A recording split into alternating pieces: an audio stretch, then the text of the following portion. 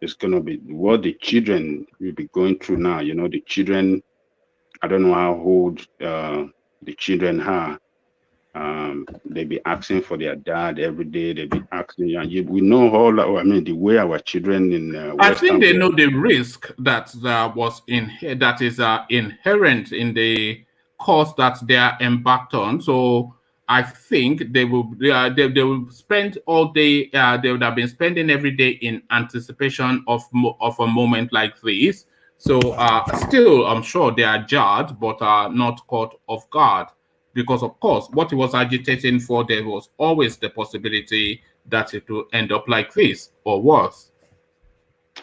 I don't think anybody expect it. We ever expect it to be like this. That shock to um, the family, particularly the kind of psychological trauma they still be going through. I cannot imagine it. And even the organization, Yeah, I it's think the they are not still, knowing, isn't it, that kills people? yeah, It's the not knowing, yeah.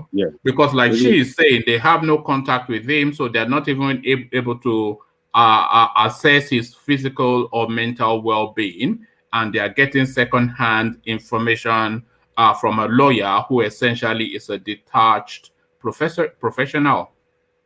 so the shock they're still going through as an organization to come back up is going to take some time, and the family in particular is going to be very tough, and the children is going to be very tough for them psychologically.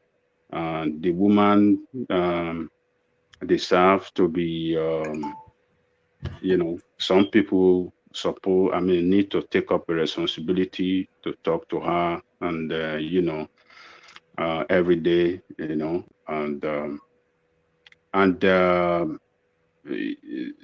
IPOB as an organization should not relent in their efforts in taking up legal all legal help they can get from putting pressure on the British authority to do something on this, because whether we like it or not, or whether they like it or not, Britain as a nation, this guy is their citizen.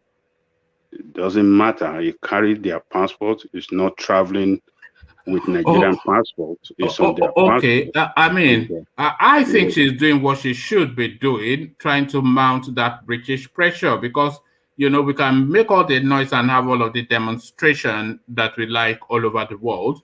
But really, where this thing is going to play out is in the political arena. And in that political arena is where the British are placed best. So, yeah, so British well done to her. British can do a lot to help Kano if Britain really want to do, and they should do it. British can broker a peace deal with Nigeria on Kano, that look, maybe with Kano should be able to concede some things, maybe to stop the agitation. You understand what I'm saying? And give it Mm. up to another person to continue, just to save his head. He can sign a deal, a peace deal, some kind of But way. he's not going to do that, is he? Because I It should, think it's committed to some sort of a no, martyrdom, there's no, that, well, look, let me tell you, it is wise when you are in captivity, and you are in captivity by this kind of administration that doesn't have respect for human being, no human being, No, no no human human right, rights. Yeah. no human right. They don't have respect for human right. So you have to be tactical. You should be able to give in something for peace, because you have to consider his wife, his children. But do you not think if he gives it up, his integrity is forever compromised? Well, People what who usually integrity? Well, People who usually embark on this course, they submit themselves to martyrdom. They know that the moment it doesn't can't come. it doesn't make sense to submit to martyrdom. Martyrdom on what? Is it, I will not see the others, and is it jostling for power for the East? Which martyrdom? Give it up. It doesn't kill, it won't kill the organization. Organization can still be run by another person, but save your life first. He who fight and run away can come back to fight another day. British Okay. can do that. British can do that. British can, they can put up a very strong case against Nigeria, and Nigeria will listen because it's Oh, their citizen. If Britain stand up against Nigerian authority, look, this is what we want, and they put up, some kind of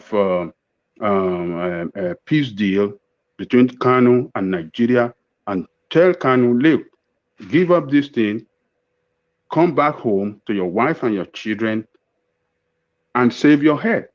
mm. Organization can still continue running, and it can still come back later if you want to. But it can still play a role underneath without Save yourself first. yeah, stop yourself up. You can still play a role, underground, doing some Oh, strategic work for them, but not the face of the organization anymore. Another person can take up that. This all is right. what the lawyer should propose to Britain, and can you should be able to respect and accept that, just to save your head. Or if they Oh, kill him, they kill him, they kill it, and that's it. What's gonna happen? Nothing's well, gonna happen. yes, exactly. I was having this conversation, I think, Yeah. with Pansat yesterday, that he was saying that if anything happens to Kanu, that this, that, and the other. And I told him heavens will not fall. They're not looking to kill him, but if he passes away in their custody, they will just hand the body to his family for burial, and life will carry on. And he was quite upset by that. But I don't know. People will go on the streets, they will demonstrate, they will throw all this Fulani as police army at them. The Mhm. usual, we know the template, but the template playing out here, Ajanle Koko, naval recruitment comes up with a supplementary list of 44 candidates, not just all from the north, but from the core north. So Navy, of course, you think sea and you think ships, and the north, you think arid land and desert. So essentially, no, they are trying to essentially turn it northern, the Nigerian security apparatus. This is essentially what they are saying. I'm trying to coin that phrase, northernification. So that's the new term I've come up with, the northernification of the Nigerian security apparatus. 44 new recruits in the Navy, all of them core north. If you are even calling it notification, you are kind of A you combining fulanization. all the Eh? you're combining all the not, and that is unfair. You're supposed to say it's fulanization. That is what is playing out here. Fulanization of political space, fulanization of the military, fulanization of the economy. This Dangote thing is part of the agenda too. It's fulanization. So if when I was growing up, people that dominate the naval are, are, are a greater percentage of them are from the south, particularly Yorubas. Those are, if I can remember, because we have the sea, we have the water here. How can people that doesn't have the water in their area, and all those that are the people that are going to dominate the job that essentially has to do with military, water, this military division that has to do with water and all the rest of it. So it's all that fulanization agenda that is playing out, and this man is not hiding it. He's doing it with impunity. Nobody can nobody can tell me what. I don't care what people gonna say. I don't care about anything. So are they telling us that we don't have people that are qualified for that position from the entire South? But everything Fulanis. And Because no, the I mean, person that broke the story was saying that traditionally they take virtually an equi mix from all of the states of the federation so that everybody gets to have an input. But now, not only have they jettisoned that, they've just focused on one subset of one section of the country, the core north. see, we we have this is an area where our politicians should be speaking to and standing up for the unity of that country. But these politicians don't care. But I believe we have committees in the Senate and the House of Rep that armed services committee. They should be able to look into this. The recruitment, if the recruitment is not fair, if recruitment is based on nepotism, they should be able to do their job to stop it and do it on with fairness and competence. All right. Fairness, competence. But Oh, we have a nation that is it's like everything is turning upside down, and we don't see anybody to rescue the nation. all And right. Yeah, finish that thought. Yeah. yeah, and people that are supposed to stand up and rescue the nation uh, have given up their responsibility completely, and it's gonna be very. It's not gonna yield a good result for the future of that country. All right, thank you, Ajan Lekoko. Stay with us. Let's go to Rational Mind. Rational Mind, good to see you. You've heard the talking points. Aliko Dangote almost virtually being given exclusivity of rights over the Nigerian petroleum space. Mrs. Nandekano coming to speak out from North London, trying to use British leverage to put political pressure on her husband's situation. 44 new candidates recruited into the Nigerian Navy, all of them exclusively from the core north. And the Ohaneze Ndigbo are coming to tell Yaya Bello that he was a schoolboy when the rotational thing was agreed, not to south. So good to see you, Rational Mind. Yeah, good morning, everybody. It's good to be here again. Um, the Nigeria has it's a country that is it's a wonderful country, and a country where we keep seeing all kinds of things coming up, being thrown out every day. Um, First of all, let me speak to I guess the PIB's my own interest, being that I'm from the Niger Delta area. But then the PIB, where I knew there was problem brewing, it was when this man Dangote was supposed to site, I think, his refinery somewhere in Ondo State, and I think and they pushed it towards Lagos. That was where I knew there was problem coming. But eventually, he did construct his refinery, and then again, what I sensed when I knew the problem was coming again was when I heard that NNPC was buying some kind of his share in Dangote. I was like, why does these people have Yes, a I think they misplaced? bought, I think about 20% or 5%. I'm not quite sure, but I saw that story a week or so ago. Yeah.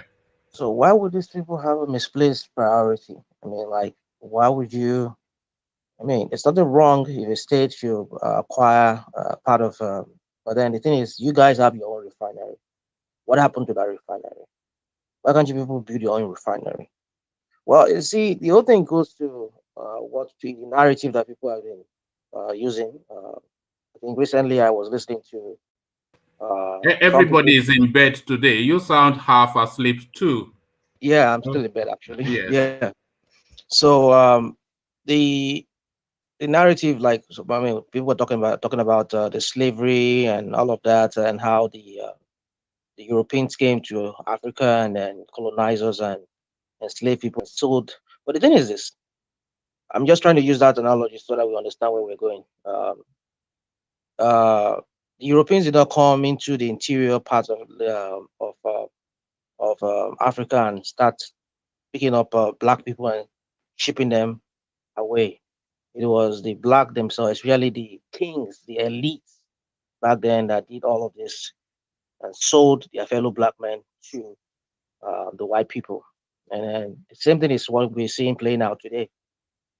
We say Nigeria was set up as a business, and indeed, the white man set it up as a business for themselves. Eventually, they left it to the black people themselves, and then the so-called elites among the black people they continue the same business. So, what I'm not just trying to say is Nigeria is a business. Um, it's so sad that the welfare of the people is not a priority of the so-called elites or so-called leaders. If you look at all the leaders Nigeria has ever produced, with the exception of maybe the first uh, leaders that fought for the independence, even though we know some of them had their own agenda too, in a sense. But at least we could see some kind of some bit of honesty and sincerity in the likes of Awolowo, maybe Nnamdi Azikiwe, and Tafawa Balewa and the rest of them. But even ever since then, Nigeria has never had I mean, set of leaders that are really fighting for the people. All they are fighting for is their own pockets. So it doesn't come to me as a surprise that this country is still being run as a business. We have a huge um, National Assembly that milks that country, and at the end of the day, you see nothing. They're not being productive. They're not passing bills or enacting laws that is for the people. It's all about themselves, how they can I mean, preserve themselves and maybe their own kids or their children when they come after them. They can put the continuity of enslaving the black people in that country, because this is another slavery. Because if Well, one man, essentially it is, yeah, if one man like Dangote has monopoly over sugar, salt, cement, now cement, and all of petroleum. that, it's I mean, recently I don't know. We were talking about. I mean, they was talking about. We you heard about it. We had one side of the story, even though that's what it seems to be. Is it about Tudeko, the man that has? Is it Honeywell? I think it was. Maybe it was. He was also. Was it part of the chairman of the board of directors, or maybe chairman of First Bank? You know that about Tudeko too was. I mean, it's into the kind of business that I think Dangote is into too. I think Uh, he has a refinery too. I remember when I was working in Apapa there. I used to work with ExxonMobil. I think on is it Honeywell refinery. I think they have a oil refinery farm hmm. not too far from Oh, Malu Road.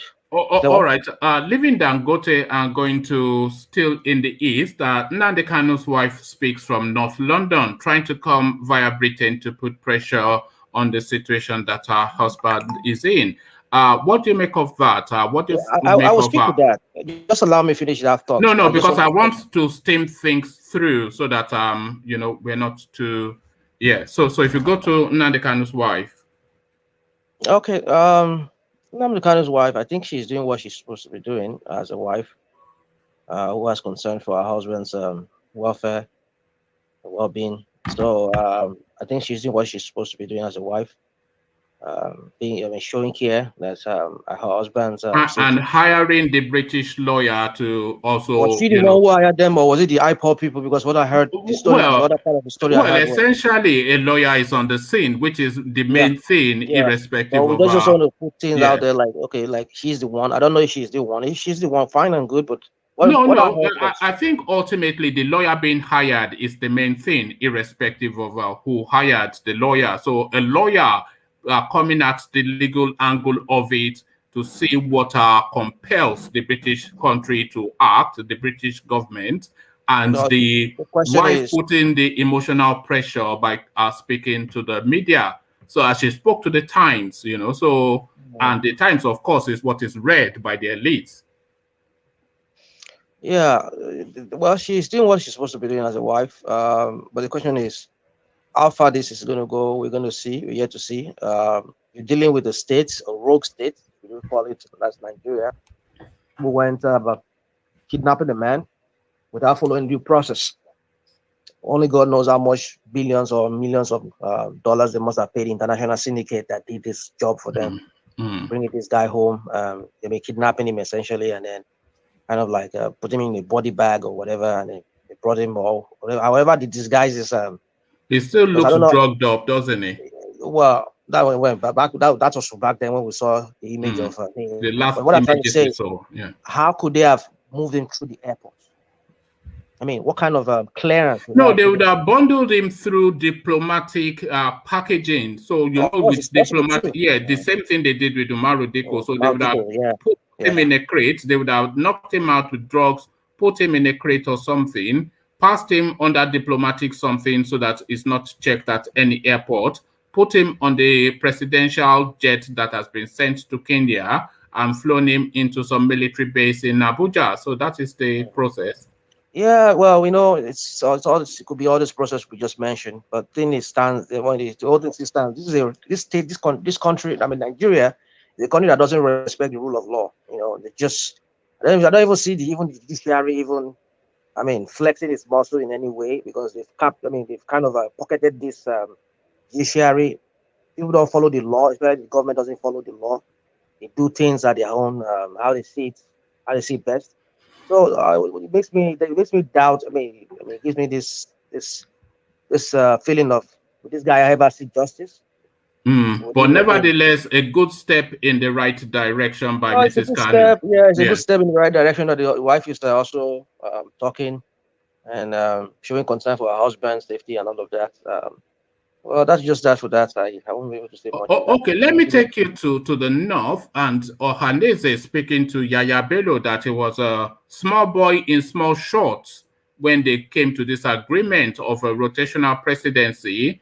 And it is because history has been removed as a subject from the Nigerian schools that he doesn't know that this is an agreement that was reached. So Ohaneze clapping back at Yaya Bello saying that rotational presidency is not constitutional. Well, Yaya Bello is right. It's not constitutional. Yes. It's not constitutional. But then, you see, people from middle. You see, let me say something. You see, if ever Nigeria is restructured, I would prefer. I mean, I would suggest that they kind of like segment Nigeria into like 3 regions, perhaps. Let me just use the word, or maybe more than that. But you see, this part they call North Central. I want them to stop calling it North Central. Like, I mean, here in the US, we say Midwest. They should call it Mid. Like Middle Belt. I think that's the word we've been throwing out for many years.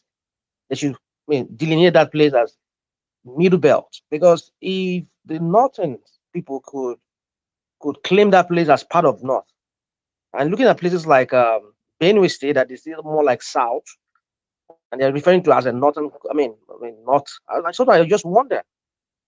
So if we can call it North, we can call it South, like Kwara State, and even Kogi State, that seems to be part of the South. And then we can understand the other, anything across the Niger, we can understand maybe it's also part of the North, but then they're also part of the Middle Belt. So they should carve that place out so that way, no one single region will be having a total domination over the rest.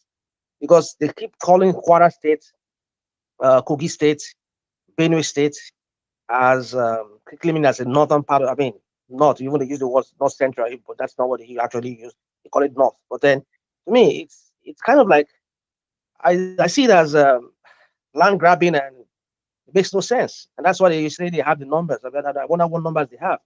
So, to your question, Russia now, Nigeria is split into 6 geopolitical zones. That North Central is actually loosely known as the Middle Belt.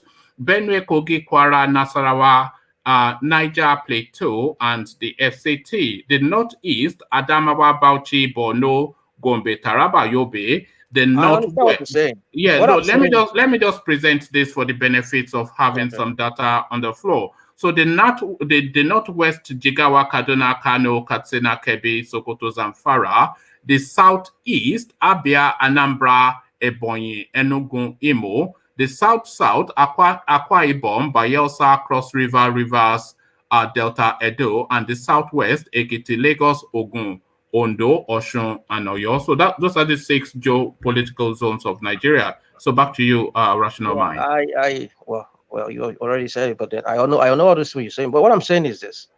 Well, okay, let's look at it from this way.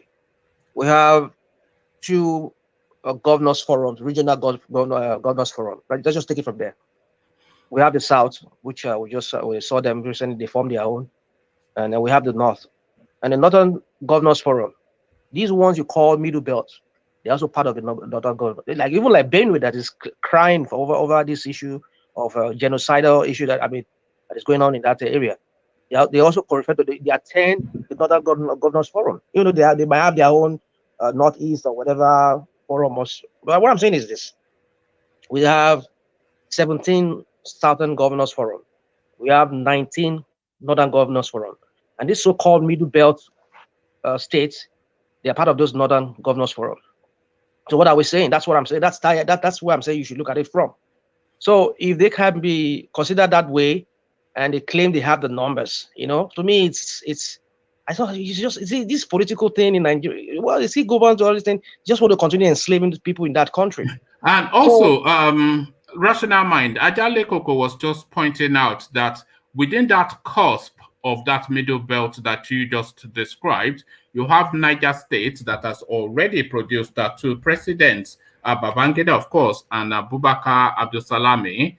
So that they'll marginalization tell you, just they, it is they just will shows tell, this well, guy. they'll Yeah. even tell you that. I mean, the guy has a right to tell you that. Yeah, this ones were not a civilian president. We need. He would say we need a civilian president from this, not from this. So-called central. North central part of Nigeria. But the thing is this: what he said is it's not constitutional. Yes, it's not in the constitution. You see, one thing about Nigerian politicians, that especially those northern politicians, is that they'll tell you that when it's politically expedient for them, that is why they'll start throwing things out there. But when it's not their own, when it's against them, you see them, they will stand there, they will stand for their right. Remember when before after Obasanjo left there, they were clamoring for a northern governor, a northern president. They brought in Yar'Adua. Yar'Adua, unfortunately, he could not finish up. He could not finish his tenure, and then somehow things changed, table changed, and then they gave it to the former president, Goodluck Jonathan. So what I'm trying to say is this: he has the right to say it. So those things that he said is signed, whatever it is. For me, I don't think it should be followed. It should be followed because it's something that everybody entered into. But now they're telling you that it's not constitutional because why? They just feel is what they can say. So if they can follow it, But fine it and good. wasn't constitutional when they were clamoring for it, for Yar'Adua and for Well, Buhari. So that's they what I'm saying to clamored for you. it and got it. So The now Northerners, they remember the constitution. yeah. So the Northerners are very. You remember the other time when Buhari's cousin, or was it his cousin or nephew? What's his name? When he went to one of these national TV station, and he was saying that I think he was saying something in line that we should throw. We should make the presidency. We should not make it based on region or based on where people is from. We should just throw it open. Who was saying that look, but when your brother was, your uncle or whoever, that's Buhari, why did you come and say that back then? You see, why did you say, okay, everybody can contest for it? It's not that you must be from the north or from the. But now that the Buhari is almost finishing his own thing, you can talk now and you can say you should throw it open. So, but you see, the Northerners are very, very good at. They are very hypocrite. I would say most of their politicians are hypocrites. When Uh, it's when it's politically expedient, that is when they'll be throwing some kind of narrative out there. But when it's against them, they see them. See, so you see, like you're talking about the Navy and the Navy and we're not just Navy. Talking about the judiciary too. Started dominating the old judiciary now.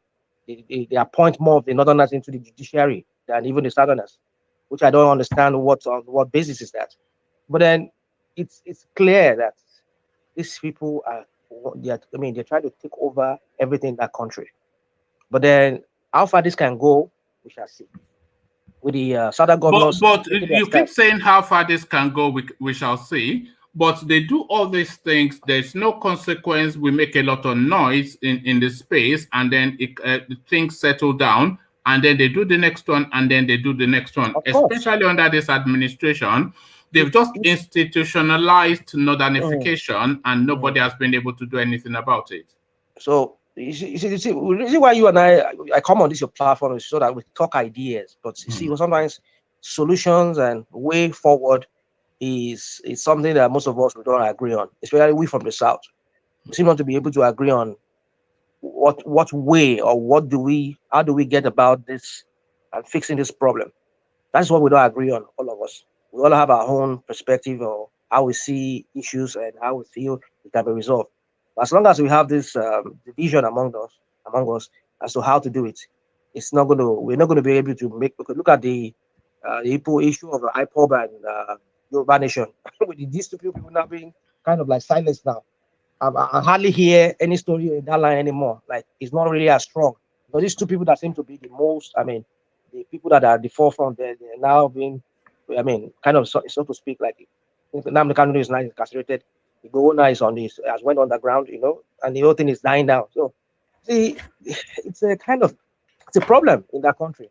But then we just need to all come together and work on a solution. If this is what we agree on, let us follow it. But it's like everybody seems to want to do their own thing, and as long as we do that, this division will always make them to continue in their shenanigans in our country, especially the northern elite.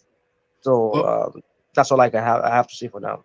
All right, thank you, Rational Mind. Always good to hear from you. Let me acknowledge Alexander's super chat before I go on to Ovie. So this is what Alexander is saying via super chat. He says, one man, Aliko's refinery, in my opinion, belongs to some retired generals, including Babangida. Shame. So he's making that attribute, and I don't think too many of us disagree with that because this is what we all think. If we don't know it categorically, we certainly think it. That the Aliko essentially is a bagman for the generals, especially the ones from the north. Very good to see you. You know what the talking points are. The Aliko Dangote cornering the entirety now, essentially, of the Nigerian economy. Nandi Kanu's wife coming out to speak in defense of her husband. 44 new recruits into the Navy, all from the core north, and the Igbos telling Yaya Bello to shut up. Good to see you here. On mute. On mute. Waiting with this now. You are not a newcomer. To you over here, eh?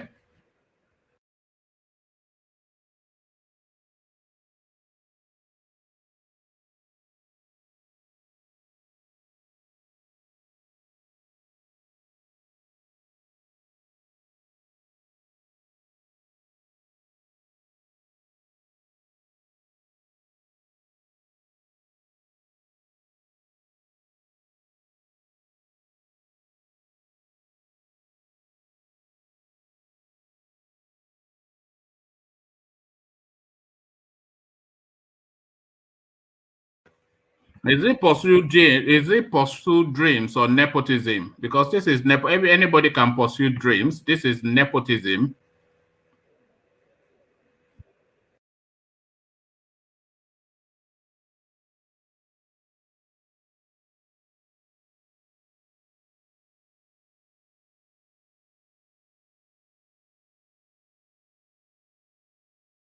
Let me give you this example. No, hold on, Ovie. Let me give you this example. You and I were vying for something. We're equally qualified, first class in everything, same exact CV. We submit our CV. In fact, let me say I'm even better qualified than you. I got a first, you got a 2-1. I have more work experience and more talent in the space. But we go into the space. Your uncle is in charge. He ignores my better credentials and hands the opportunity to you. Are you saying you are getting it through hard work or through nepotism?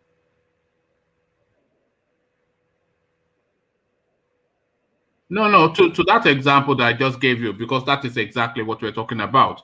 I'm better qualified, I'm more experienced, more talented. Your uncle is in charge. He gives you the opportunity in spite of me being able to do it better.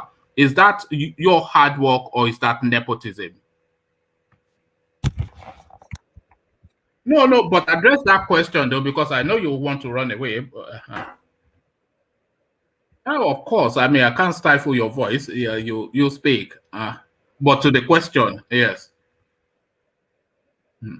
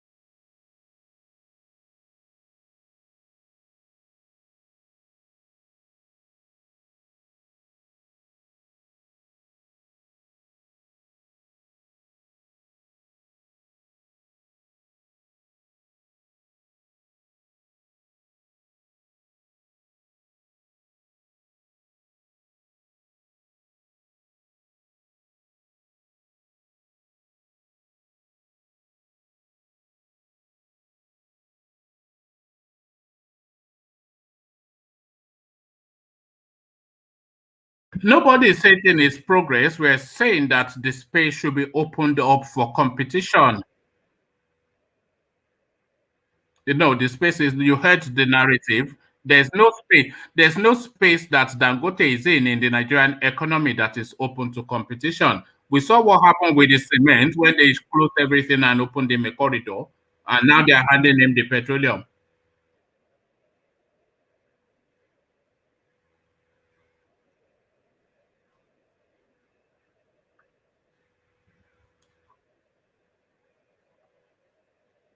Hmm.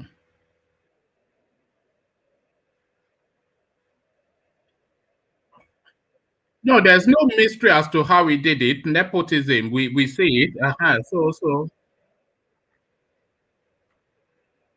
But that nepotism is to the disadvantage of 200 million people.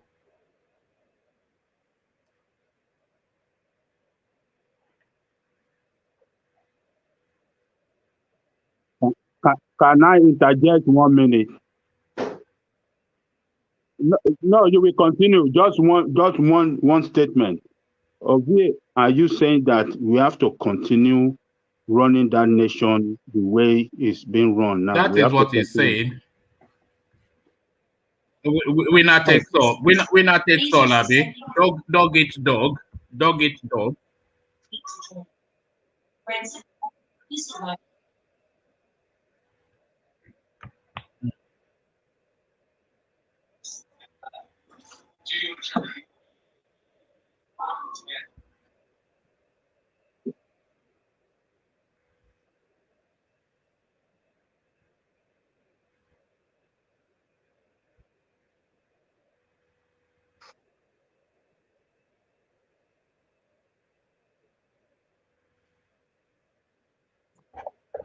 Ovie,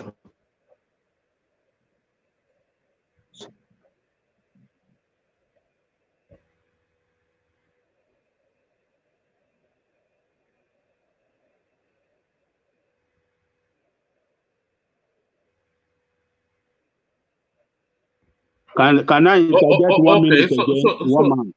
Okay. Just for the purposes of time, yeah.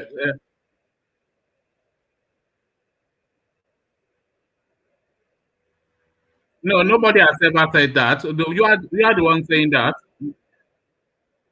right? No, but nobody has said that. Don't make up stories, but don't make up stuff. Nobody said it's not up to par. Hmm.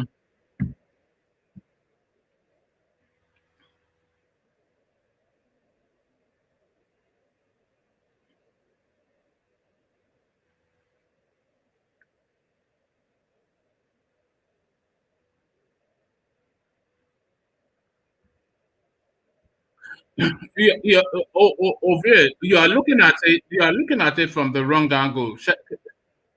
You are. Hmm.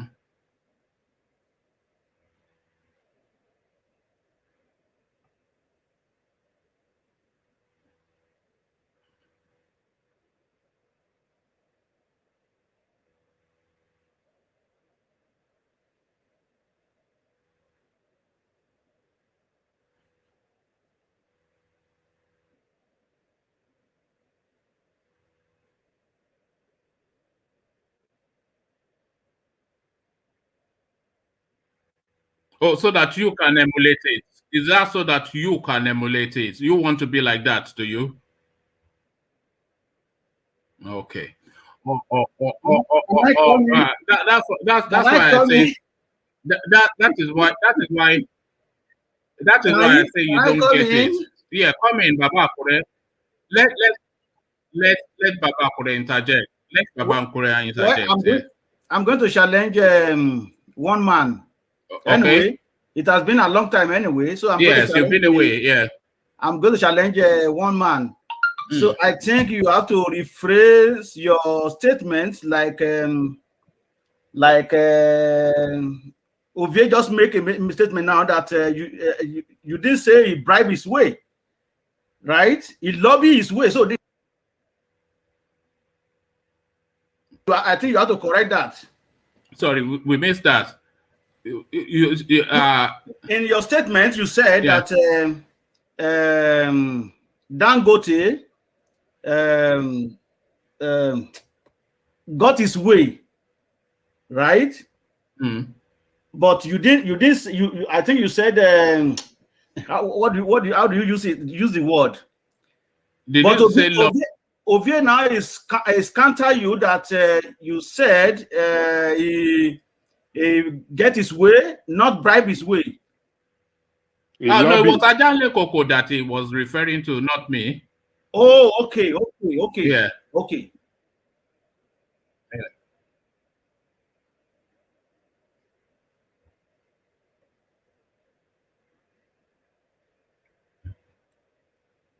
Mm.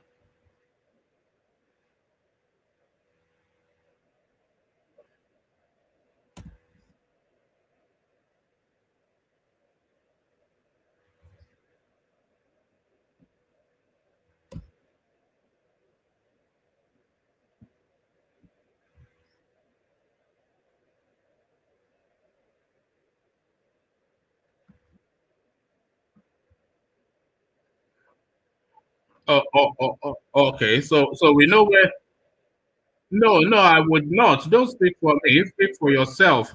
You see, it's what no, it's not the human in us. It might well be the human in you. So, but it's certainly not the human in me. You see, Can I yeah, interject one man? yeah. Go on, Can I Ajanle Koko. interject one Yeah, man? yeah.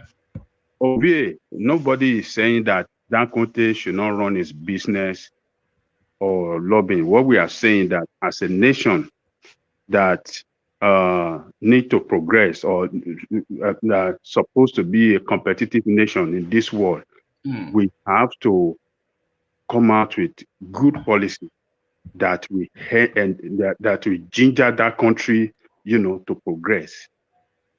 Monopolization I mean, it's is basic not stuff. good for any country. It's not going to. Not even Dangote. Mm.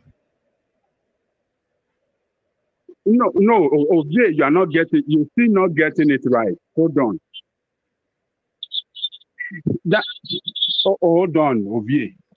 What I said earlier is that the politician has been lobbied by him to give him that monopolistic power. And we are saying that our politicians have not done well. And the other key player, hold on, the other key player in that industry should stand up and challenge it. What are we going to lose as a nation if we have that market liberalized and everybody that in the industry That can even bring in propels the economy the- more. So yeah, let me that just will help the economy. yeah, We'll be able yeah. to buy Thank you, the Ajanle product Koko. more cheap. Thank you, Ajanle Koko. But I don't think you understand. I'm not sure if you fully grasp. But we take your point just for the purposes of moving things along. Nnamdi Kanu's wife, speak to that, Ovie.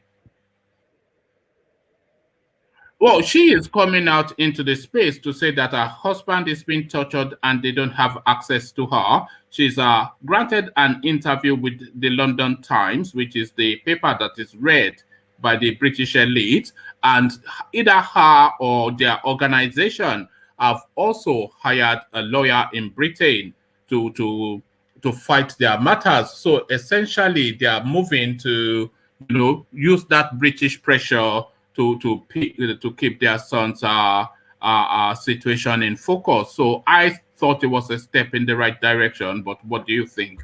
Nnamdi Kanu's wife comes out into the space to speak.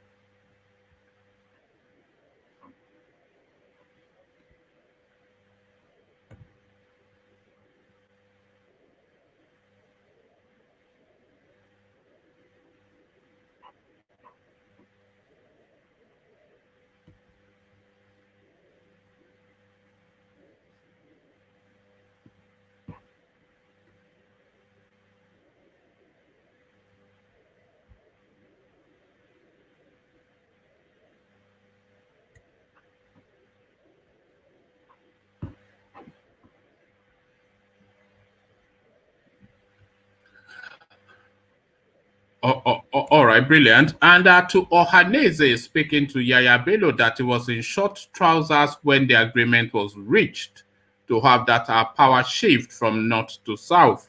And he now speaking to self-interest is just the misguided utterances of ill-informed youth. So Ohaneze clapping back at Yaya Bello on his comments on rotational presidency.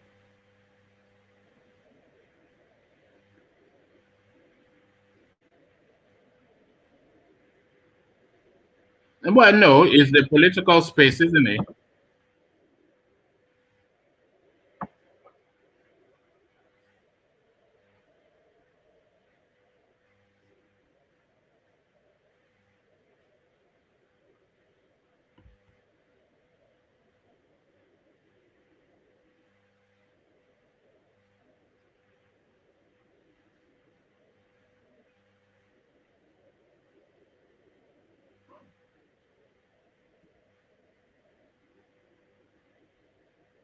Yes.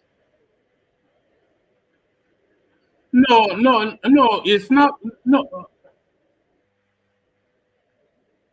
no. You see, this is why I say you never get it. Let me tell you. No, no. That is not, and that is not what's happened. Let me explain what's happened to you. The Ohanese are not necessarily responding to Yaya Bello, who they don't essentially regard. They are responding to that comment, which is a comment in the space. So it is to the comment and not Yaya Bello. If a dog or a monkey on the trees made that statement, Ohanese would respond to it because it's a comment that is integral to the space that they're contending. So it is to the comment and not to Yaya Bello that they responded. Well, no, it's not German, right?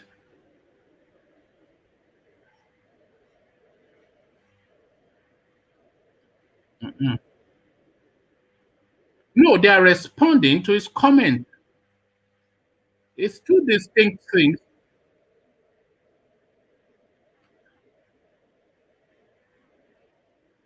Yes, but yeah, no. I'm this. Yeah, no, yeah, no. Yes, I disparaged Yaya Bello to remove him from the comment so that you know that the response is not to Yaya Bello, who was in school knickers. It was in school. It was in school shorts. School shorts. You know.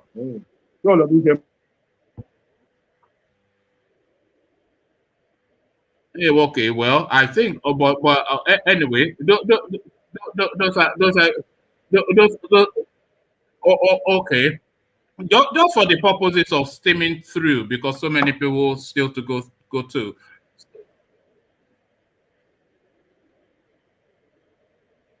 Yeah, Bello is just well, you've heard your Hadeze themselves calling him a small boy in school shorts. So that tells you everything. That says that short of small boy in school shorts. This is what they have said. You know, so small boy in school shorts. Where they are telling him to go to the shop and go and buy cigar. This is what Ohaneze are saying. Go to the shop and go and buy cigar. Grown-ups are talking. Grown-ups are talking is what they are saying to him. Grown-ups are talking. I mean, so that is exactly what I said as well. So the Ohanese are saying exactly what I said. They are telling Yaya Bello, shut up. Grown-ups are talking.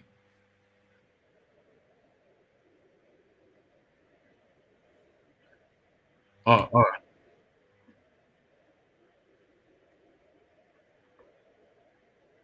No, it depends on what I said. If what I said is germane, if what I said is germane to the narrative, they will respond.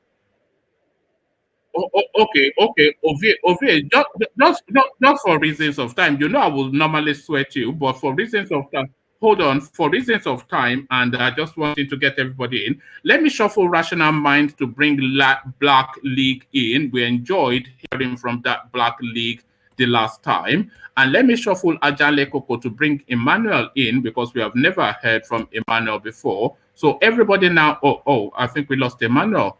So everybody now on the screen, let me acknowledge whilst I have the opportunity, Alexander's super chat, which he points in your direction, Ovie. It says, Ovie, I am sure if you know what these oligarchs dabble into, you will run faster than Ben Johnson to stay away. Same-sex coupling is a huge factor. So same-sex coupling is the penchant of the elites, according to Alexander via his super chat. So thank you, Alexander. Those are your words, not mine. I don't know to say yes or no. But go on. He was saying that, by the way, in reference to you, saying that if you had the opportunity, you'll be straight in too.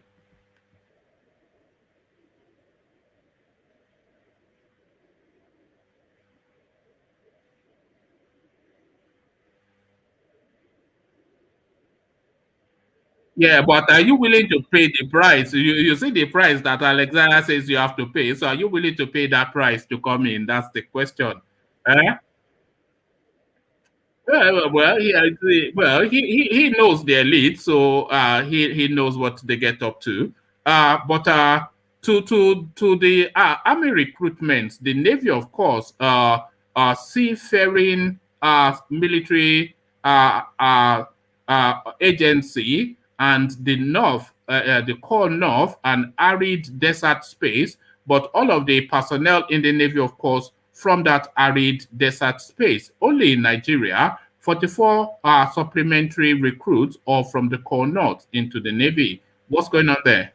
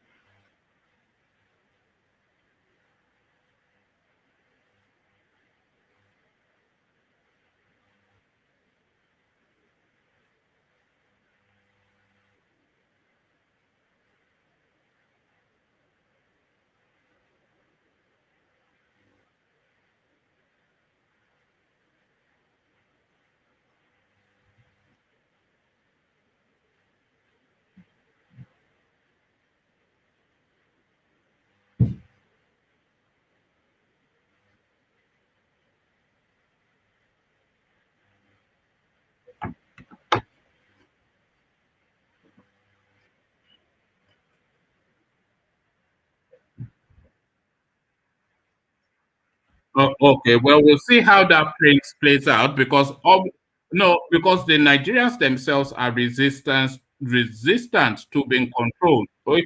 Let me tell you something. Let me tell you something, Ovie. If you are holding a gun to somebody, then two people are held at gunpoint. You, the person holding that gun to somebody, and the person that you're holding that gun to. Because, of course, the moment you put that gun down, they will have you. You cannot hold somebody by force because you yourself, you are being held by that force that you're using to hold that person. that is something you need to reflect on, Ovie, as you continue to deify these bookies that you're trying to turn.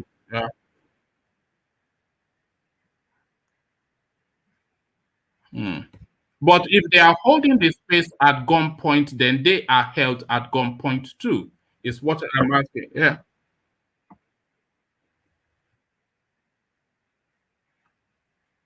Which is what?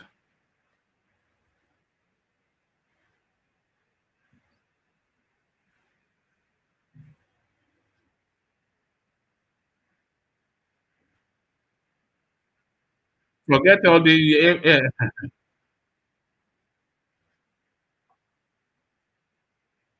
Okay. Oh,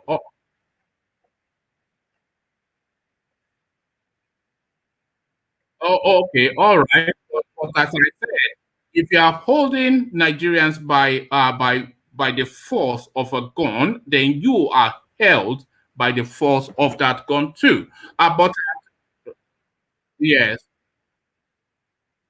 but thank you. Okay, thank you, VA. Oh, okay. Thank you, VA. I'll hear some more from you, but let me go on to Baba Akure and go through the talking points. Baba Akure, good to have you back. To the narrative, Aliko Dangote cornering the oil sector. So essentially, this guy essentially now controls the entirety of the Nigerian economy. Exclusivity in sugar, exclusivity in cement, and now the marquee item of the Nigerian economy, the oil industry, virtual exclusivity as well. Richard and Mansa Musa is how this guy is going to end up, all at the largesse of his clansmen who have taken ownership of the Nigerian state, according to Ovie. So to that, Nnamdi Kanu's wife comes out into the space to put pressure on the British system to use their leverage to help her husband. So is that a step in the right direction by your reckoning? 44 recruits into the Navy. The northern region, they call North an arid desert space, but nevertheless, the entirety now almost of the Nigerian Navy are Boki and Fulanis. So what do you read into that? And when you're saying shut your mouth is what Ohaneze is saying to the rascally little boy from Kogi State. So to all of that, good to have you back, Baba Akure. Thank you very much. To start with, I will request that you give me the topic one after the other, but the first one I'm going to speak about this issue of Dangote.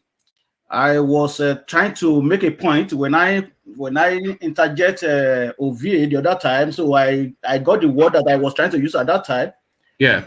I think Ajanle Koko maybe use bribe his way or lobby his way. I don't know which one he used at that time, but either bribe his way or lobby his way, two of them always come together, and it happens everywhere in the world. You see, company comes and lobby, and the bribe will take away from that place. It doesn't really matter where that company from. Either US, it happens in US, it happens in Canada, it happens. Baba, is it not even a matter of national security and concern that the entirety of the Nigerian economy is vested into some guy from Kano? So he essentially now controls virtually a good 30% of Nigeria's economy, if not 40%. Is that even good for the nation's security? Building, not at all. As I was trying to compare other nations like US, Canada, and other places like that. Company do lobby, but it's not one company that will dominate the whole business empire of the country. It doesn't work that way. We can have a group of lobbyists that will come on behalf of maybe sugar factory company. It won't be just one person. They will lobby their way, they will bribe their way, politicians, and go through it. So it happens everywhere anyway. But for Dangote to single-handedly control almost all the entirety of Nigerian business, I think, and that is what is going on. That is why we find ourselves, that is why we find the country in this position. Because when you're talking about issue of flour, when you're talking about issue of cement, when you talk, name them. Right now, cement is cement. He just decide how much he want to sell his cement, and cement now is about 4,000 or over 4,000 naira.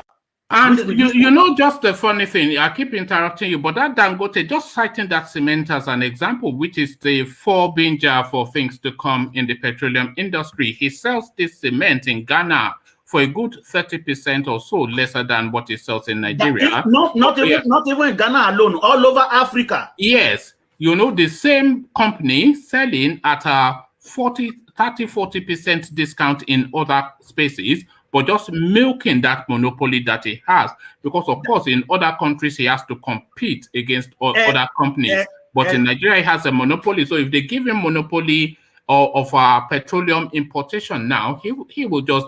It's a license to print money. It's even a license to print the American dollar. He will just be milking dollar. I'm going to nail that very fast. You see that issue of that refinery. The other day, what we are hearing that the petrol crude oil the petrol will be cheaper if we have refinery in Nigeria. But with this situation of things that he alone, we still have to compare it with the issue of cement now and sugar. With him alone now have refinery in Nigeria. Don't believe that petroleum something is going to be cheaper than what government is selling right now, because he determine how much you want to sell his product. If you don't want it, you get lost, and that is why our economy is not developing, because it is only one man control the whole economy. Adan Legoko made mention of something that the man will be richer than when the time comes. The man will be richer than Nigeria. Just put that aside. The man is richer than Nigeria already. You just imagine how much he has. How much he has in his bank account. We know that he will also have some debt and stuff like that outside from the bank, that he got loan from the bank and run his business. But look at Nigeria. 97% of our revenue is using to service our debt. Shall I tell you another thing on that Dangote as well, Babakure? You know that the refinery that is building in Lagos, they classify that as a national need of some sort. So because of the national importance of that refinery, this guy gets to buy the dollar at a concessionary rate from the central bank. So it's even round tripping dollars. So he'll buy it at that discount, maybe 5% in the central bank. He will round trip it and buy it again. So it's round. This guy is just God. Yeah, because we are running neoliberal economy, which is capitalism, right? So you see this man, for this refinery alone, it will make billions of dollars from that. Because I can tell you, every single thing that he imported to Nigeria to build that refinery will come in through free of charge, without paying any taxes. That is what is going on. So if you believe that petroleum things is going to be cheaper in Nigeria, I think you have to dream in the next generation, not this generation. So that is what is killing our economy, and our politicians. They are not helping matter. They don't care. In as well, they get their own cut. All right, Babakure, just for reasons of time, let's go to Nnamdi Kanu's wife. She is speaking to the space now, speaking to the London Times, and either her or the organization hiring a British lawyer looking to put a British pressure on the husband's situation. So what is your assessment of that? Nnamdi Kanu's wife speaks to the space. Thank you very much for that. No matter what, there was a time that I heard that two of them had problem and whatever. Because the guy too like babes. Okay. Well, almost every man like that. Of course, it is just that you have to caution yourself. Of course. It's your pocket. It's your pocket that determines your activity. But yeah, carry on. Okay. So, no matter what, if you and woman have been together and have kids together, there is no way. If it is just issue of womanizing or something like that nature is the problem of Kanu, I don't think that the lady will use that to just leave her husband. and not attending to his case, because that is what every woman we do for their husband. And I think she is right of doing all that and see what can come out of it. And like Ajale Koko said, I think I am not going to say Kano can decide on what he wants. I'm not going to really say that, oh, he should ship out of his agitation or whatever. No, I think that would be a real... I don't think even he can do that anymore. It's gone too deep, and too many things has happened. Too many lives lost. Are just at the sound of his voice. He cannot now say that, oh, now I'm no longer it because I want to rest. No, he cannot do that. Exactly. So, and we heard his statement where he said either Biafra or he died. So I think he's the person that really committed himself to that cause. So, well, he is not Yoruba. There he is. You know, the Yoruba man will abandon it. He's not a Yoruba man that when little things happen, they ship out. Yes, So anyway, to cut the story short, his wife is really, I think I like the idea, no matter what, and whatever difference they may have, whenever issue they may have between themselves, at least she came out at least to do something about the release of her husband. So that is my take for that. And to the naval thing, 44 new recruits all from the core north, an arid desert area, and the Navy, of course, a seafaring military agency. Okay, for that one, I will still go back to our politician, because they allow everything to just live because of their own ambition. So we poor people, we masses, we are in a big mess anyway, because we don't have any leader that can really stand for us. I think OVA might be right in some cases anyway, some instances, because these people, they don't really care. They only care about what they will get. So is this not total domination that we're seeing now? That is, you know, they be saying this. Okay, now what I want to bring into that, they have been saying this for a very long time. Obasanjo said that. They say, oh, shut your mouth up, you don't know what you're talking about. Now we can see clearly, and the question is that what are our politicians or our leaders in the South are doing about this case? Absolutely nothing. But what can they do? They can't do anything. They will get the Igboho treatment, will they not? You see the issue of Igboho, because most of these people are not in support. In anyway, they may support undergroundly and stuff like that. But if they unite the way the governor have been united, there is nothing anybody can do. But it's just that people don't. They just want to go with the flow. Let just this man finish his 2 years. I think maybe that is, I could be wrong. I think maybe that is what they are thinking. That, oh well, yes, let's just lie low and let him finish his 2 years. That would be a big mistake for them to think that but that 2 years is still very, very long. It's a long time. You know, when people suffer for just 1 day or for just 1 month, it will be like 10 years. Remember, see what already happened this year. We are still in the middle of the year. Remember how many things, how many lives have been lost this year, and we are still going. We still have about 5 or 6 more months to go. Our politicians, they are not doing anything. They don't care. And before, like Ajale Koko said, before I never heard that the Navy officers are from North. Navy officers usually come from Navy officer Sokoto. From Sokoto, Mukhtar from Sokoto, Navy officer. Where is the river in? What about Effiong in Calabar?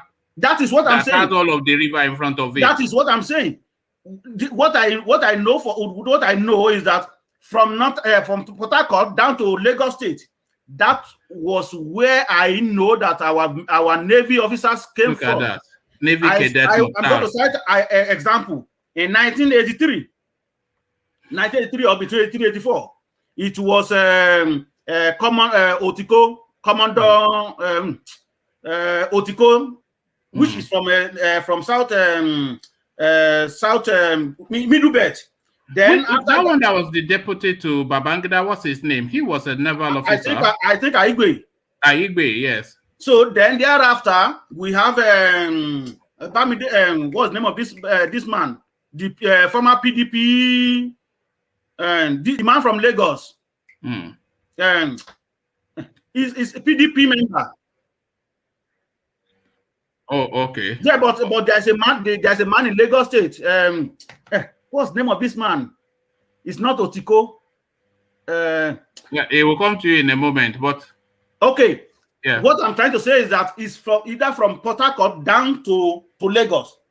That is where we used to have Navy staff, because I at least I know a little bit about that, because when they posted military governor to my state, they always be from that area, from Port Harcourt down to the Lagos. Okay, so now we see that all the naval staff now is selecting from the northern part, Mukhtar and then Ladi, where they don't Adamawa and Sokoto, where there is the rain doesn't even fall there. Never mind them having. And you see, that is the reason why we are having problem of insecurity in Nigeria today, because those people are not capable. If they to be honest with you, if they use a northern person to head the military, the military, like chief of naval, general staff, I think they are good, because they used to be in that position. But when you're talking about naval and you're talking about Air Force, it's supposed to be from Middle Belt and Southwest. But when you use northern part, who doesn't even know anything about and remember, we had this same narrative in the DSS as well a few months ago, when they released when they did recruitment, and it was 80 something percent north, and then the rest split the difference. So this is what we're saying. It is not that alone. In every security personnel department that you're talking about, that is how it's always be. Even if you are talking about drug agency and NF, what's the name of this agency?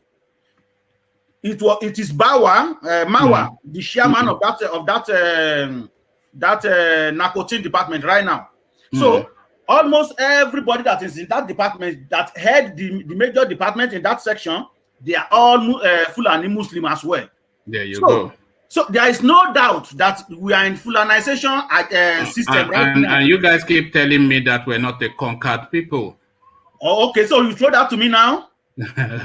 All right. Thank you, Baba Akure. Good to have you back. You've been away for a while. People have been asking. So good to see you. That's Baba Akure. He's back now. So you want to? I will talk about the issue of this guy from Yaya Bello. Yes, just briefly on that, and then I'll run through the remaining. So Yaya Bello. Yeah. So Yaya Bello is just is still a kid, like on Hannes said. I'm not going to go with OVA, though he may be. We see him that he doesn't really care. He doesn't really care. So that is why I always say, because I use him as an example on this platform the other day, that these are the youth also that we believe that we are going to trust. That is why I don't trust anybody right now. When you're talking about politicians in Nigeria, I don't trust any of them. Either you are 25 years old or 30 years old. He himself, I don't trust him, and I don't care if he trusts me too. I don't care. So because it doesn't feed me, I don't feed him. So if he can be saying that okay, well, they shouldn't have said that they have to move the ticket to the south. So he counts himself now as a northerner. Meanwhile, he's in the Delta State here, just beside Kogi, just beside the Delta and Edo State. So he's counting himself as northerner. Well, according to the division, it's North Central: Benue, Kogi, Kwara, Nasarawa, Niger, Plateau, and Abuja. So those are the North Central states, also known as the Middle Belt. So that's where he falls. That is just fake demarcation anyway. So we know north and south. That is the main thing. The issue of north, south, Middle Belt, and southwest, southeast. Where if that is acceptable, but the issue of north central, central east or whatever, northeast or northwest, whatever they have, that is just their own problem. That's just bullshit. All right. It is very sad that we find ourselves in this position anyway. It is very sad. All right. Thank you, Baba Gore. Good to have you back. So next, I'll go to Black League, Eagle, and then Brownberry. But I'll need quick comments from you just for reasons of time because we're pushed for time. So to Black League first, I'll go. So Black League, good to have you back. You know what the talking points are. Nnamdi Kanu's wife speaks to the husband's situation. Petroleum industry bill essentially gives Nigerian Petroleum to Dangote. 44 new supplementary recruits to the Navy, all from the core north. And Ohaneze Indigo telling Yaya Bello to shut up. When we're song, you're a schoolboy. So to all of that, and to you, Black League, good to see you again. Unmute yourself. Yeah, good to see you. Thank you, one man. Yeah. Starting with Ohaneze and Yahaya Bello, that's governor of Kogi State. Well, I don't think the Ohaneze should be that dismissive of.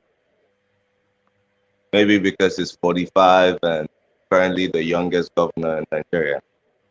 But he does have a good shot at the presidency in 2023. Well, we'll see. He's a schoolboy. What do you mean he's a schoolboy? He's a schoolboy. Is it not a schoolboy? In terms of politics? In every sense, in terms of more so his public utterances lends towards the conclusion that he's still a schoolboy. He talks like a schoolboy and acts like a schoolboy. Well, I can let you know that in the school of politics, he's a graduate. All right. Because I say that for a reason. Because he's Buhari's boy, Abi. Because no, he's not because Buhari's boy. It's Aisha's handbag and Buhari's boy. But I say in the school of politics, the graduate, because Yahaya Bello, few people know he was in the PDP. Yes. He lost the primaries to the man who died. I forgot his name. Somebody Audu in Kogi State. So he passed away. And then Yahaya Bello had already concluded the process to join the PDP because he was aggrieved before he came back to the APC. And going by law, they should have given it to Honorable Faleke because he was on the ticket with Audu. He was the deputy while Audu was the governor. But APC pushed up Yahaya Bello instead. And that is a graduate in politics. Okay. Well, or is a political tool, is malleable and okay. Abu Bakr Audu, correct. All right. Okay, so that's Yahaya Bello. I'm with the Ohaneze and I classify him as a schoolboy, you know. So but these 44 recruits from Sokoto Central as naval cadets, I never even knew that he reigned in Sokoto, never mind them having anything that lent itself to the Navy. So from Effiong to Mukhtar, this is the name that we'll be calling naval cadets. Now, entire not blanket recruitment. What happens to national character, which is a statute in the Nigerian Constitution? Well, once again, one man, I think I said this the last time.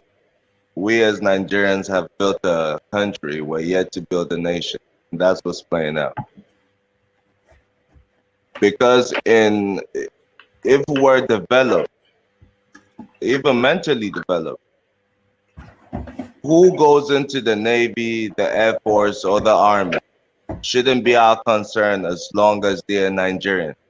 No, it should be. No, you cannot say that, because if that was the case, then the recruitment would reflect Nigeria and not reflect a sect that is set its agenda to dominate. So If the army itself or the navy itself was of that thought that you just expressed, then that should reflect in their recruitment process and not just vest everything in the hands of the Fulanis, which is what we're seeing. The DSS did it a few months ago. The Navy are doing it now. Well, one man, I've heard you said severally here that the Fulanis are in control. So is it that you're surprised or what's happening? I'm not surprised, but I'm cautious and I'm apprehensive of what these are things forebode for the future, especially as a Yoruba man, because the Yoruba man does not lend itself to having anybody's jackboot on their neck. And we cannot have a jackboot on the neck of a Yoruba man. This is my concern. And this is what we have at the moment. Jackboot on Yoruba necks. One man, we need to understand that we need to build a nation. Right. And if things happen that What don't color? go What your color way, does that nation have? No. What color does that nation have? Whatever color we 250 decide, ethnicity. There are 250 ethnicity in Nigeria. What color should the nation that you're talking about have? What is the coloration of it? whatever color we decide to paint it, one man, we are the people. This is the 21st century. We've seen nations work with over 1 billion people. We're only 200 million and we're still confused. And the confusion is self-induced. It's self-induced Do you not find confusion. it That's what we're going objectionable? through. Hold on, Because there's Black no League, way. because you speak in all this high functioning stuff, all this egalitarian what's it. But do you not find it, does it not bother you that there will be recruitment into the Navy all to the exclusivity of one region and one ethnic setting within this space? Does that not bother you? Are you not bothered by that? Whether it bothers me or No. not, one man. Don't say whether. Are you bothered by it? Answer that first and then add your appendage. Does it bother you? One man, I need to make a point first. Oh. Whether it bothers me or not is to no effect. I don't let myself get carried away by the emotions of emotions are devoid of logic. Emotions and logic do not go hand in hand. They're sworn enemy. So the logical way through is to respond, not to react. Now, if appointments go this way, who is in charge of appointing the chief of Navy in Nigeria? It's only one person. That's the sitting president. Nobody else can appoint him. And then the Senate is there to confirm him. But as we know, the Senate will do anything the executive branch says in Nigeria as we have it today. So of course, whoever the president nominates will be a smooth scale. The current chief of Navy is from the north. And he could probably bring you out facts that there's been times in the north where there's been times in the country where there were chiefs of Navy from the south. And when I say chief of Navy, I mean the chief of naval staff. That's the official name. And there has been times when there was a chief of naval staff from the south that the enrollment in the Navy was overwhelmingly southern. And there was no uproar about it. And he was in the system at that time. So if we really go at it on ethnic basis, ethnic nationality basis, every recruitment should be nothing less than 250 to 300. That means every ethnic group has to be represented in proportion probably of their population or however you want to do it, or each one bring one. Because if you have a grudge against the ethnic nationalities, of people that are serving in your navy, although you come from the same nationality. You have agreed. You have agreed, because the world doesn't work on ethnic nationalities no more. It works on nationality. Black League, hold that thought. Let me just bring you this quickly. This is it. The federal character principle, which has been enshrined in the Nigeria's constitution since 1979, seeks to ensure that appointments to public service institutions fairly reflect the linguistic, ethnic, religious, and geographical diversity of the country. So that is a constitutional matter that sits at the heart of the multiplicity of nationalities that we have in Nigeria, and it is stated there in law. So how is that reflected in this recruitment that the Navy is doing? What is the federal character in that? One man, would you agree that under under President Obasanjo's regime, the 8 years he did from 1999 to 2007, most of the army is the center stay of the military. The army have shown themselves capable of taking over government. Very few armies have been able to do that in the world. So we need to really look at what's going on there. Obasanjo, a retired general, became president in '99. Most of his You're not answering. You know, you don't answer any of my questions. You just go off. No, I need a build-up. I need a build-up. Okay, most of Obasanjo's appointments to the Chief of Army Staff office were Christians.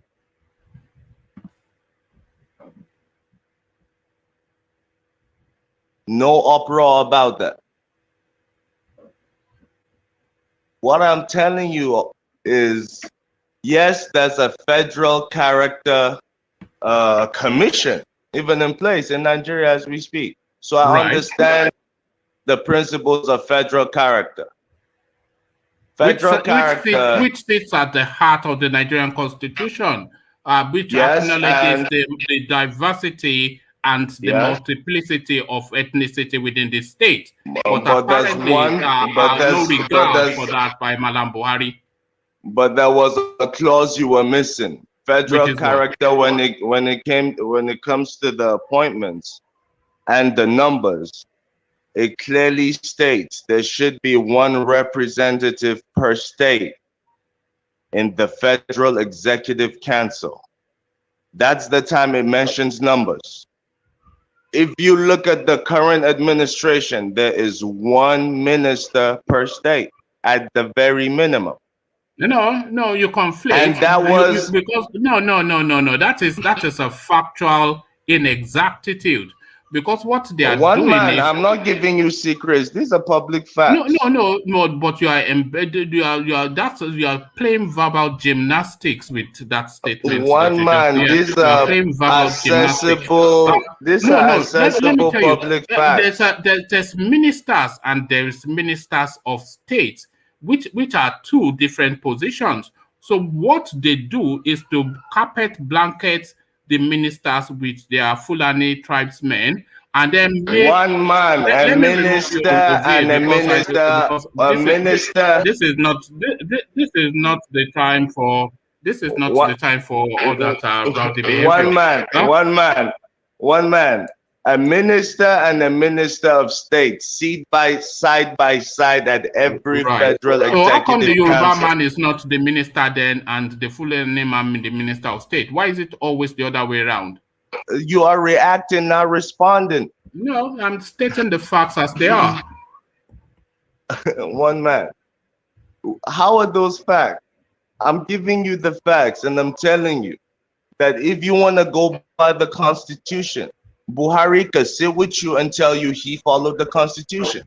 Buhari has never followed the Constitution in his life. He just makes things up. Where the Constitution made him your president. That's how he can tell you.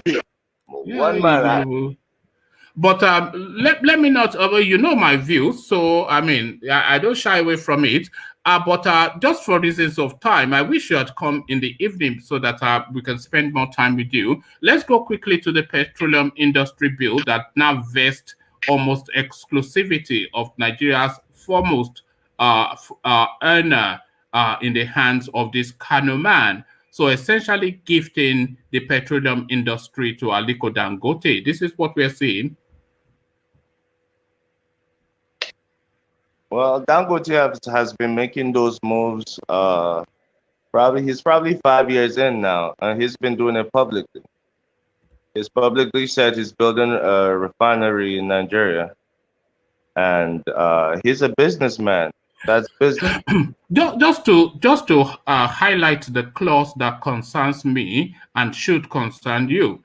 This petroleum industry bill is saying if there's a shortfall in petrol in Nigeria, the person with the largest local capacity will be vested with the opportunity to import that shortfall. The person with the largest local capacity, of course, Dangote. So essentially, if there's a shortfall in petroleum need in Nigeria, Dangote will be asked to fill that shortfall. How does that translate into dollars and cents? Dangote will almost exclusively control refinery in Nigeria just by the mass of its size.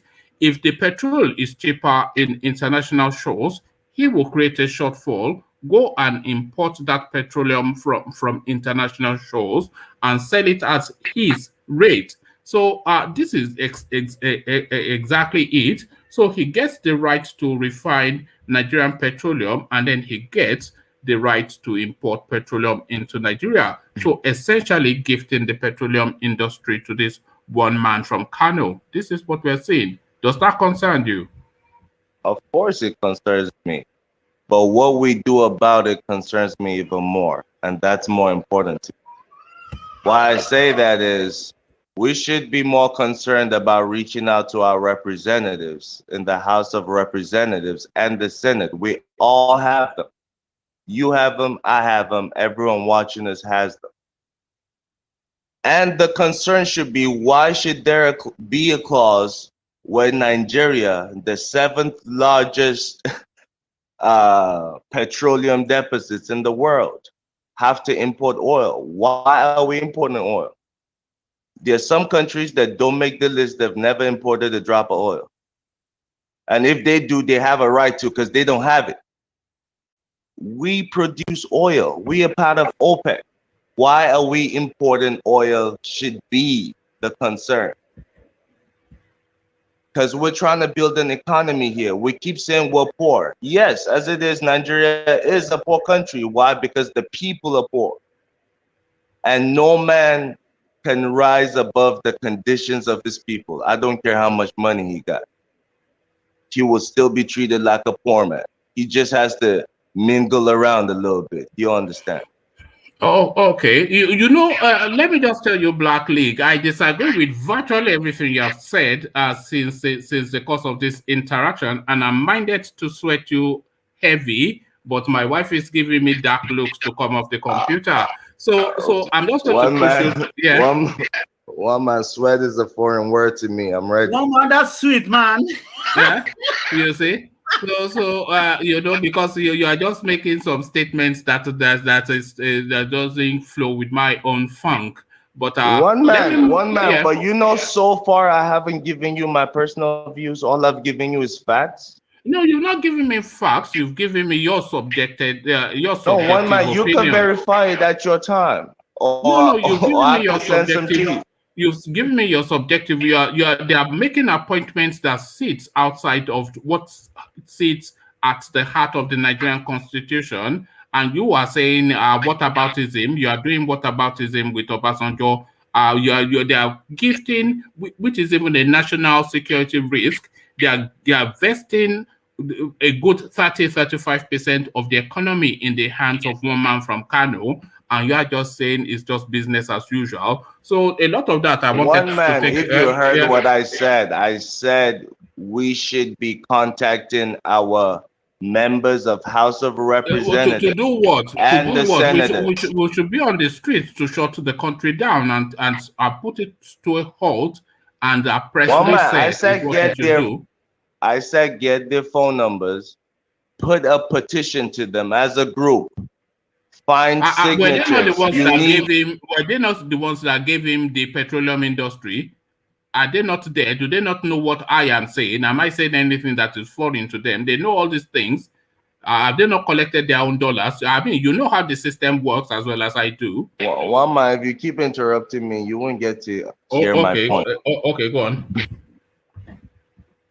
Of course, they're the ones who created that clause you just read. But you voted them in. If you didn't, your people did. Okay? If your people voted them in, they have a right to tell them exactly what to do. And they have a right to know how they voted in each and every clause of whatever is put out. My brother, They need to know their you've been stand. living in America for too long. This is why somebody was saying that you are speaking an American language the last time. That is America. Nigeria is different. One man, I need you to speak to what I'm saying. Yeah.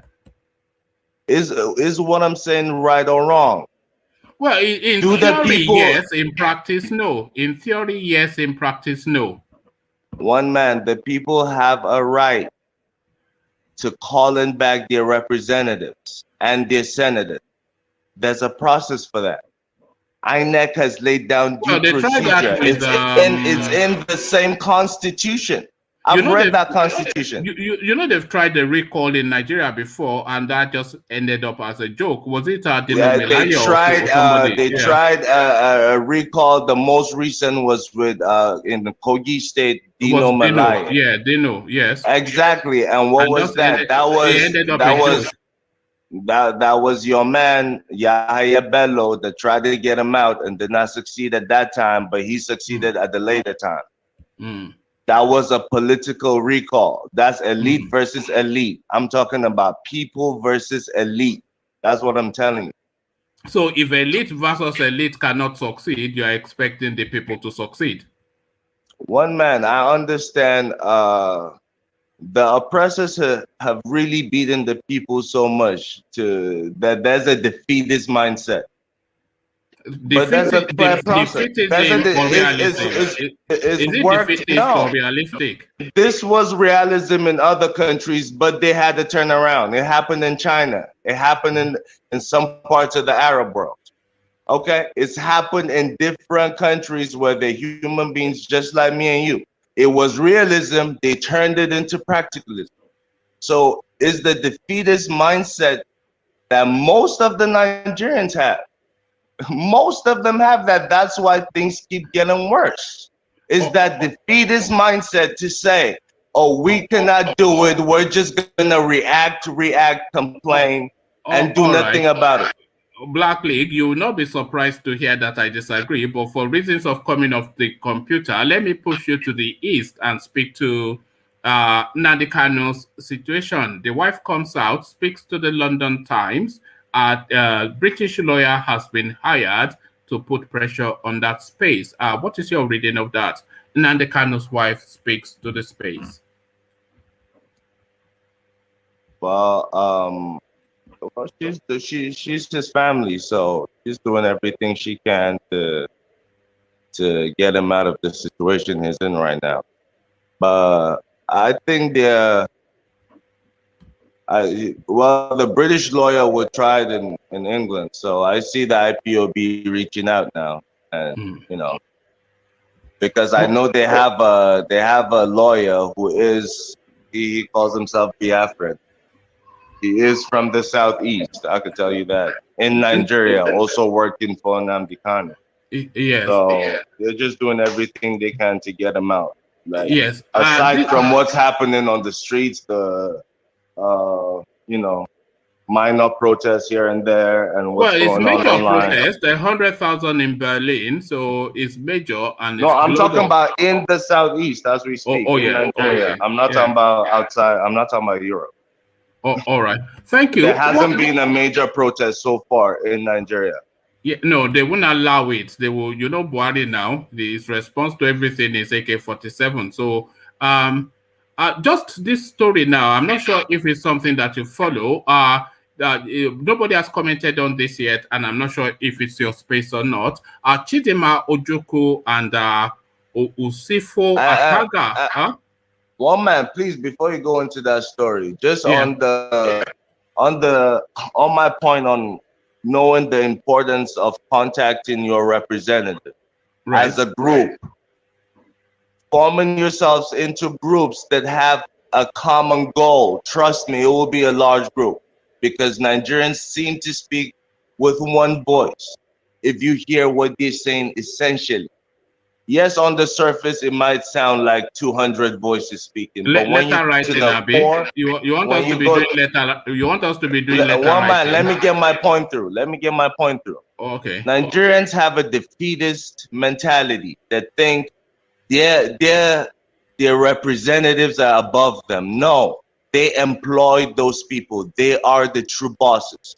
The representatives, and when I say representatives, I mean specifically the president, the senators, the House of Rep members, the governors, the State House of Rep members, the State House of Assembly members, the chairman of all the local governments, the councillors of the wards. Those are the people I'm talking about specifically. Okay. You can gather all those people in the room. When people say government, they're not buildings. I'm talking about government is these people specifically. Black League, have you heard the phrase? One man, let me get my point through. I think we get the thrust of your point. I haven't said the point yet. The point is the mentality tells you those people are above you and you cannot even contact them. That's a website where all their phone numbers, especially for the senators and the House of Rep members. What's the website? There's a public website. I can't even think of it off the bat, but it is a real website. It's made by a Nigerian. It's right there. It's open to the public. All their phone numbers are listed on there. I didn't think it was real. When I say we have a defeatist mindset, Nigerians have a defeatist mindset, I'm a Nigerian. I'm included. I used to think just that way. I was like, okay, let me pick up the phone and call. My senator himself said hello. I asked, is this, because I know his voice. He said, yes. Who is this? It is possible, one man. That's my point. You could go on. Okay. I was going to ask if you've heard the phrase horses for courses. Horses for courses. You don't put a farm horse on a thoroughbred race, and you don't put a thoroughbred race to do horse farm work. So horses for courses. What you're speaking to, it chimes very well in the civilized climate that you're in. But in Nigeria, a totally different politics. So you're saying you're not civilized as a Nigerian? Is that the point you're making? That Nigerians are not civilized? The Nigerian space is not civilized to that level. Who controls the Nigerian space and who is included in that Nigerian space? Well, the Nigerian space is controlled by the Abokis. The Nigerian space is controlled by the elected officials. They do not number up to 5,000, including the civil service. Right. Okay? Nigerian population is 200 million. So when you're talking about the Nigerian space, what exactly are you talking about? A space where there's 200 million people? And you're telling me they're telling me they're uncivilized? Yes, right. If what the 5,000 doing are uncivilized, how about the 200 million? You know what I will ask of you, Black League? No, I'm asking you a direct question. No, are you saying the 200 million are also uncivilized? I'm happy to go into that space with you. And yes, the vast majority are, as both you and I know. The vast majority. That's appalling. No.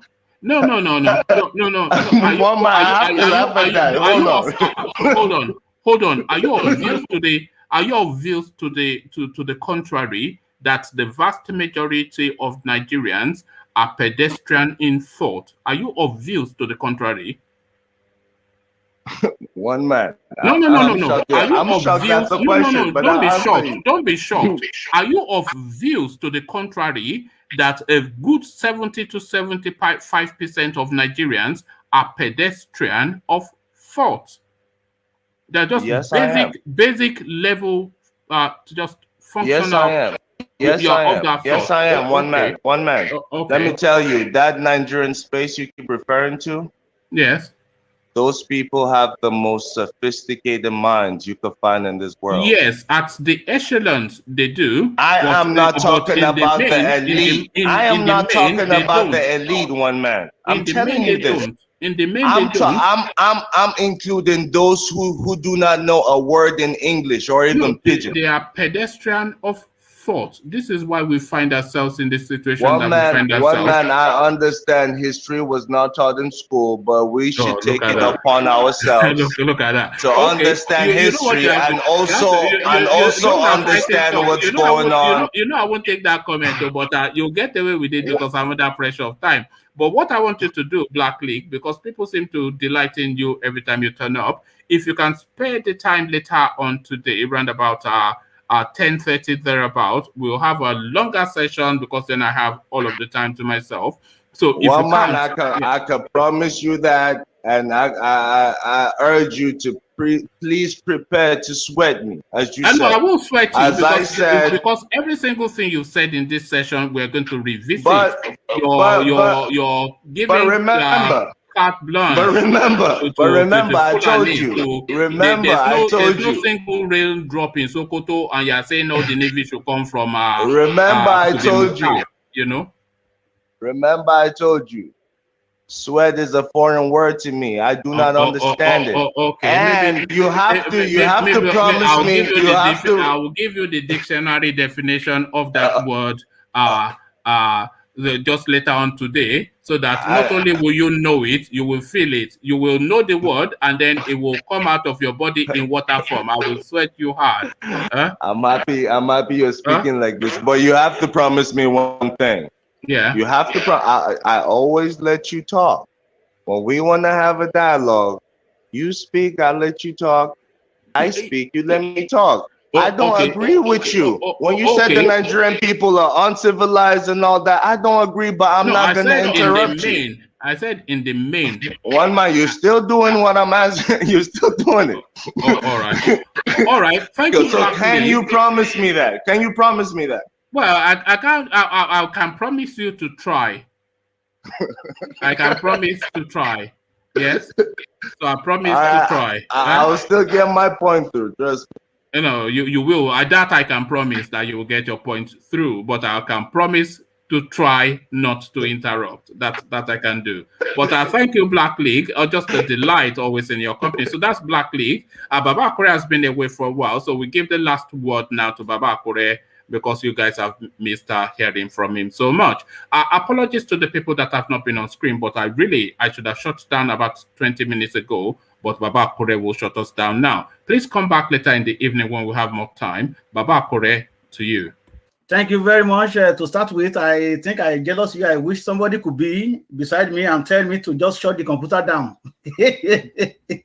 Anyway, I think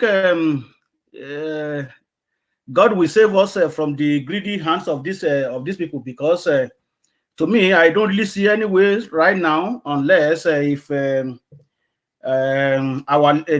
so-called leaders or elite that we have in the southwest or southern Nigeria, if they can work together and deliver us from this situation, but if they don't, there's nothing. I don't really see anything that people really want to do, because even people at home, when you tell them something, it's just like they don't even care, because they just believe that every condition that they find themselves there, it is normal. They don't see the difference between normal life and the life they are living. However, when something is not going well, they will still tell you, oh well, things are very hard right now. But if you tell them something, they will say, oh no, we cannot do that. So, and I think it is something they already used to, so they don't really care. But it is we here that we really care about people back home and what is going on in the country. People over there, they don't care. And the issue of Dangote, I will still have to mention that that is what is killing our economy, and that not started from today. It has been there for a very long time, and I don't also know what we can do to curb this thing, unless if we can restructure the country. Alternatively, if there is any way of parting way, I think that will be the best idea, because the country is not moving to the right direction, and we have been a laughing stock all over the country, all over the world. Everybody just looking at us. They will just look at this, look at these people. Though, as somebody mentioned on this platform, Nigeria is created to make as a business enterprise, and it is still continue today. But even we, the same black people that has the same country, it is not in Nigeria alone anyway. It's all over Africa. I was talking to one Indian man last week, and he said to me that it was the design of Western world to make Africa poor, and to be in the same manner that they are right now. And as a matter of fact, he said something to me which I believe that could be true. He said, the oil is moving to Africa now. So the world is, the Western world is trying to cut the economy, because they know that if they depend on oil, then Nigeria economy is going to be boom. So then they have to cut off the usage of crude oil right now. That is why they are envisaging of having electric car by 2035 or something like that nature. When the man said to me, then I sat down and I reasoned, and I said, this could be true. So he said, what is going on in Africa is not new. They all know what is going on there. It is Western world that is perpetrating what is going on. So, but are we really ready? Even we are going through all this. Are we going to say that our leaders don't aware of all this? They are aware. We see what they do to Patrick Lumumba. We see what they did to Thomas Sankara, who want to take Africa away from this mess. But what they did to them, they wipe them away, because they don't want Africa to be great. Anyway, that is my last point here today. All right. Thank you, Baba Akure. Good to see you again, Baba Akure. Ladies and gentlemen, you've missed his voice, and there is again Baba Akure, a regular member of the team. As I said, apologies to the people that have not been able to voice their opinions. It's just I need to come off the computer, so I will do exactly that now. And here I say, peace.